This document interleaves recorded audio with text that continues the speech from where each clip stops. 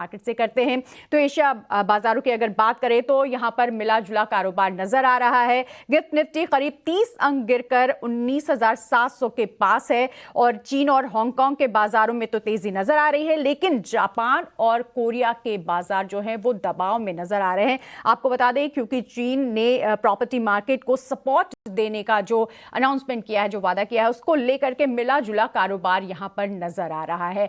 तो फिलहाल एशिया बाजारों का कारोबार सपाट नजर आ रहा है, कुछ मिला जुला असर भी नजर आ रहा है, लेकिन जापान कोरिया यहां दबाव में नजर आ रहे हैं। रुक करते हैं पूजा का यूएस अपडेट के लिए। पूजा, यूएस मार्केट में किस तरह का कारोबार नजर आया?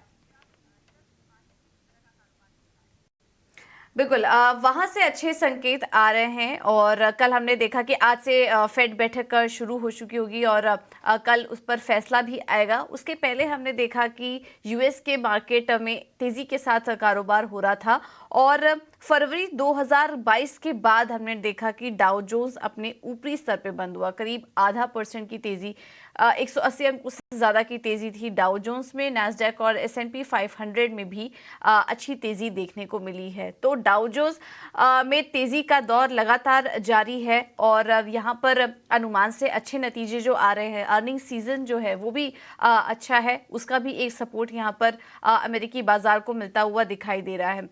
इसके अलावा कुछ और भी डेटा यहाँ पर निकल कर आए हैं। अगर जुलाई S&P मैन्युफैक्चरिंग PMI की बात करें तो वो 46.3% से बढ़कर 49 पर आई है, तो वहां पर रिकवरी देखने को मिली है, लेकिन सर्विसेज PMI में हल्का दबाव देखने को मिला। तो काफी मिले जुड़े आंकड़े आए और अगर बिजनेस फ्रंट पर बात करें तो हल्का धीमापन देखने को मिल रहा है।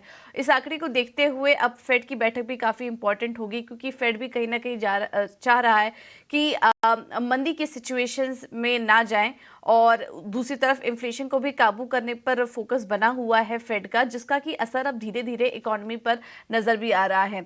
अब माना जा रहा है, तमाम एनालिस्ट मान के चल रहे हैं कि अब जो बैठक होने वाली, यानी कि कल जो आउटकम आएगा उसमें 25 बेसिस पॉइंट की बढ़ोतरी देखने को मिल सकती है। हो सकता है कि वो आखिरी बढ़ोतरी हो। हालांकि फेड बार बार ये कह रहा है कि डेटा पॉइंट्स पर हम ज्यादा फोकस करेंगे, जैसे जैसे डेटा आएंगे उनके फैसले डेटा ड्रिवन देखने को मिलेंगे, लेकिन 98% जानकारी मान के चल रहे हैं कि कल फेड की बैठक में 25 बेसिस पॉइंट की बढ़ोतरी होगी और हो सकता है, ज्यादा जानकारी मांग के चल रही है कि हो सकता है कि आखिरी बढ़त देखने को मिले और उसके बाद फेड एक लंबे समय तक पॉज यानी कि ब्याज दरों को होल्ड करने का भी निर्णय ले सकता है। दुनिया भर के सेंट्रल बैंकों की बैठक हो रही है। इस बीच बैंक ऑफ जापान ECB की भी बैठक होगी, जिसमें कि गुरुवार को फैसला आएगा और वहां पर भी 25 बेसिस पॉइंट की बढ़त होने की उम्मीद बताई जा रही है। तो इस वक्त दुनिया भर की जो नजर है वो सेंट्रल बैंकों की बैठक पर टिकी हुई है और वहां पर इंपॉर्टेंट ये होगा कि किस तरह की कॉमेंट्री आ रही है, ये काफी इंपॉर्टेंट होगा देखना, और वो इस पूरे हफ्ते आने वाले समय में बाजार की चाल तय कर सकते हैं। तो काफी इंपॉर्टेंट रहने वाले हैं आने वाले कुछ दिन, और इस बीच नतीजे भी काफी इंपॉर्टेंट आ रहे हैं। अब आज जनरल इलेक्ट्रिक, जनरल मोटर्स और वेलजॉन के नतीजे आएंगे और बाजार बंद होने के बाद अल्फाबेट और माइक्रोसॉफ्ट जैसी कंपनियां अपने नतीजे घोषित करेंगी, तो इस पर भी हमारी नजर रहेगी। हीरो के बाजार में भी हमने देखा काफी मिला जुला कारोबार देखने को मिला और वहां पर भी एक बिजनेस ग्रोथ जो थी, एक धीमापन नजर आया और 6 महीने के निचले स्तर पर यूके PMI सर्विसेज के आंकड़े नजर आ रहे हैं। अन्य संकेतों पर नजर डालें तो कच्चा तेल में काफी बड़ा उबाल देखने को मिल रहा है, वहां पर तेजी बनी हुई है।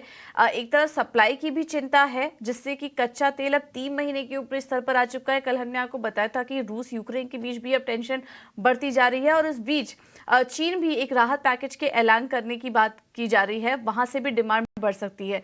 तो सप्लाई डिमांड का फैक्टर यहाँ पर प्ले आउट कर रहा है। सप्लाई में कमी है, डिमांड बढ़ रही है, उसके चलते हम देख रहे हैं कि कच्चा तेल में एक तेजी जारी है और अब $80 के पार तो निकल ही चुका था, अब $82 पर आ चुका है, उसके पार निकल चुका और 3 महीने के ऊपरी स्तर पर कच्चा तेल इस वक्त कारोबार कर रहा है। इसका असर कल हमने यूएस गैसोलीन फ्यूचर्स में भी देखा, जिसकी वजह से एनर्जी स्टॉक्स चले। इसका इम्पैक्ट आज भारतीय बाजारों में भी बिल्कुल दिखेगा।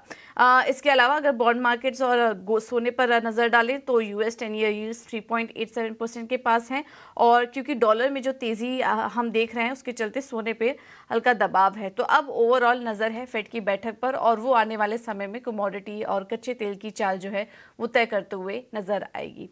तो फिलहाल अगर संकेत देखें तो काफ़ी मिले जुले क्यूज मिल रहे हैं ग्लोबल मार्केट से। एक बार हम एफआईएस और डीआईएस के भी आंकड़े आपके सामने रखेंगे, उसके बाद समझेंगे कि आज के लिए एफएनओ सेटअप कैसा नजर आ रहा है। एफआईएस की तरफ से बात करें तो कैश मार्केट में बहुत ही मामूली 80 करोड़ की बिकवाली का आंकड़ा यहाँ पर नजर आ रहा है नेट। और डीआईएस की बात करें तो 935 करोड़ की यहाँ पर खरीदारी का आंकड़ा नजर आ रहा है डीआईएस की तरफ से। इंडेक्स फ्यूचर में 315 करोड़ की खरीदारी का आंकड़ा है। इंडेक्स ऑप्शन में देखेंगे तो 11,300 करोड़ के आसपास की यहाँ पर बिकवाली का आंकड़ा नजर आ रहा है एफआईएस की तरफ से। तो चलिए इन तमाम क्यूज को कैसे सुझाने के लिए Aditya, good morning, thank you so much समय देने के लिए। क्या राय देंगे निफ्टी और बैंक निफ्टी में कोई ट्रेड लेने के लिए या फिर अभी अवॉइड करें? गुड मॉर्निंग पूजा, शो पे बुलाने के लिए शुक्रिया। अवॉइड करना चाहूंगा पूजा, क्योंकि थोड़ा प्रॉफिट बुकिंग है मार्केट में। ट्रेंड लार्जर टर्म ट्रेंड मैं कहूंगा कि अभी भी बुलिश है, लेकिन एक इंटरमीडिएट करेक्शन जरूर है मार्केट में। अगर हम चार्ट स्ट्रक्चर देखें तो थोड़ा नेगेटिव डाइवर्जेंसेस बिल्डअप हुआ है मार्केट में, बोथ निफ्टी बैंक निफ्टी में, जिसके चलते हमने 2 दिन प्रॉफिट बुकिंग देखी है। लेवल समझ लेते हैं पहले। इमीडिएट सपोर्ट लेवल निफ्टी पे 19,650 से 19,600 का रहेगा।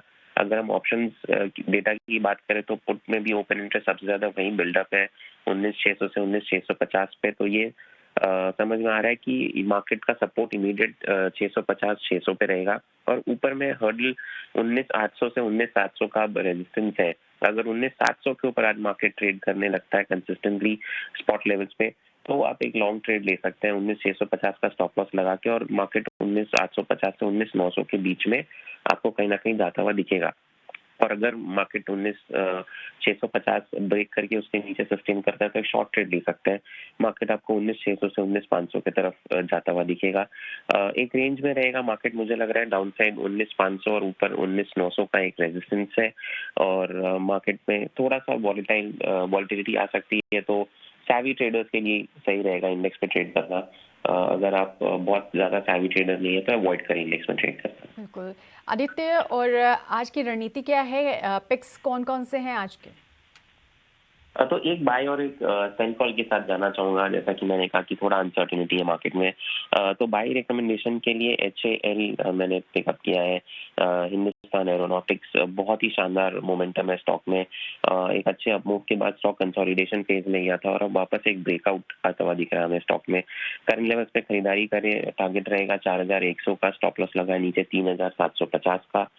दूसरा स्टॉक रिकमेंडेशन सेल का रहेगा पूजा, अपोलो टायर के स्टॉक पे। हमने काफी एक अच्छी तेजी के बाद अब उसमें मोमेंटम लॉस होता हुआ कुछ नजर आ रहा है, और जैसा कि मैंने कहा नेगेटिव डाइवर्जेंस भी बिल्डअप हो रहा है। कल के ट्रेडिंग सेशन पे वॉल्यूम्स पे सेलिंग दिखी थी हमें, तो शॉर्ट करना चाहूंगा स्टॉक को करंट लेवल्स पे। टारगेट रहेगा 396 का, स्टॉप लॉस लग रहा है 426 का।